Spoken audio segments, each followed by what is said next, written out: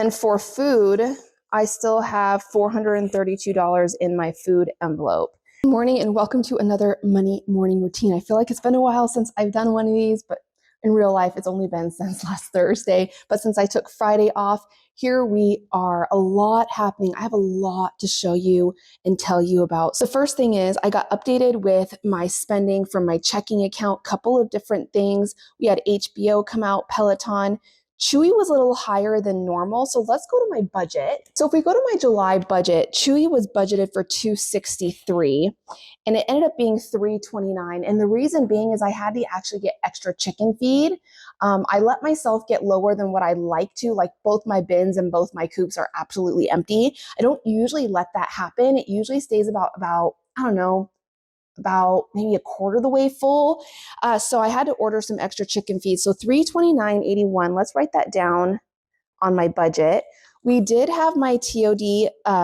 So let's see. I put the joint account, but this is actually my TOD. So put that down. So TOD, that's just transfer on death. That's a brokerage individual account. HBO came out for $18.36. Write that down. Peloton came out for, let's see. Oh, Peloton hasn't come out. Oh yeah, it did. $47.56. My mind is a little bit iffy today since it's a Monday. All right, 40. So everything in the blank boxes are the ones that are still have to come out for my bills. But that's what happened with my checking account. Let's go ahead and go over here to, this is my cash expense tracker. So I did do some spending over the weekend. Now, usually I do a grocery haul. I didn't. I just did not have time. You know, it was one of those days, or one of those weekends. So I did spend some fun money though. So we went to, after baseball, we went and usually when we go and get food, I put it in my food, but I knew I had some extra fun cash. And so I ended up using some fun cash. I have $10 left right here, which means that I ended up spending about $90 for that. So I'm going to go ahead and write down, this happened on 7/13. It was the South Hill Grill. And minus 90 giving me $10 left, which are both fives, by the way. And I usually do the $5 challenge, but because this is the only money left in my fun envelope, I'm going to keep this money in here just in case. So scan my receipt in the Fetch Rewards. That fun envelope is done. Oh, we better write it down here on our expense tracker. So 7/13. So this is South Hill Grill. Now, because technically it was food, I'm going to put it under my food category, even though it came out of my fun envelope. So $90. Okay, so that's done.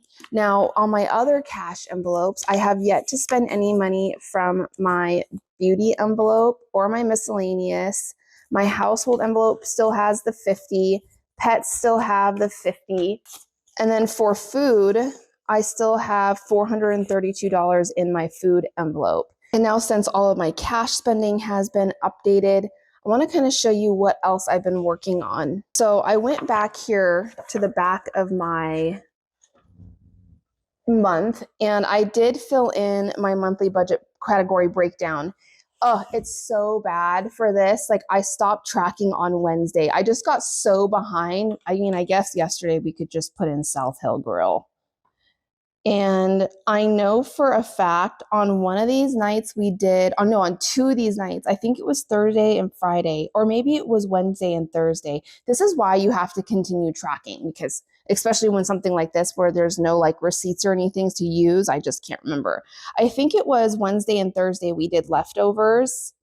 And I remember one of those days I had the rest of my grilled Asian, or my chicken salad, Asian salad wraps. And then we did the chicken fajita soup one of those nights as well. And I can't remember on Friday or Saturday. I know, isn't that awful? It was just so recently and I'll have to try to remember that. But so got that filled in as much as I could. Let's talk about August. Some really big changes for me in August. Big, big bad news. So my Iceland vacation was a running retreat. It was a retreat put on by a company called Run Wild Retreats. And they canceled the trip.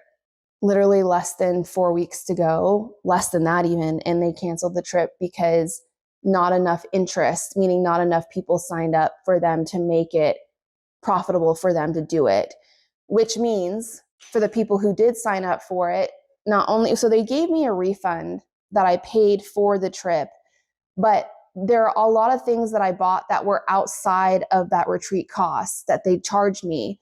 My flights, I had to get an extra hotel night stay because I was coming in a day early because it was an overnight flight. I also had to get trip insurance that I never used that I have to look at getting refunded now.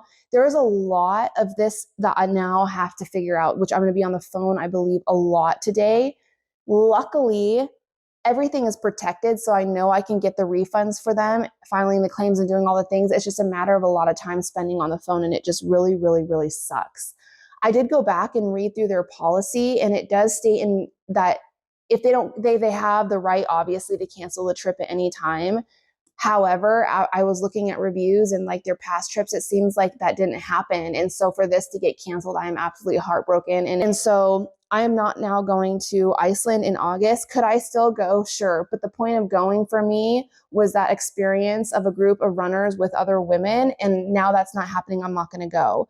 So here's what I've decided. The money that I was going to spend for the Iceland trip, I'm going to carry over into the new year in 2026, and we're going to do a trip into, I really want to go to Australia. So that's what we're going to use it for. Maybe we'll use it for our wedding anniversary trip to Australia next year, but I have the money. It's fine. It's just going to take a lot of time and patience to do all this crap on the phone. So that was a big, big, big change. So another thing, I've been working on my September budget calendar and getting that done. The only thing that I have to get done is writing down my bills and what that looks like. I also, you can see, got October spread done. Yes, I finally did it. So I got done with my doodles and getting it all, the numbers laid out and everything. So now I can start writing in what I do know is going to happen as far as appointments, events, reminders, travels, holidays, all the thing in October. I also got done with my doodles in November. Yes, I just haven't colored them in, but the doodling is done. And then so is December. A couple of blank spaces that I might want to fill in, but I just have to color this in as well. So I got the numbers on there. Like I said, now I can start filling in dates. So I am working on trying to get really my budget and things, my finances kind of figured out in advance for the rest of the year, just because starting now in September, it's going to be a little bit busy. Like I said, big bummer about August and not being able to go on that trip. But there are a lot of things, like we might do a small trip. I know with the Seattle Mariners, they're doing like an Ichiro event, which I would love to go. He's the only jersey that I would wear. And so I would love to go to that. And that falls on when I was going to be gone. So maybe that might be something like, maybe, I'm not going to Iceland, but there are other obviously fun things. My heart is sad, I guess. So that's really all I have going on for my morning routine.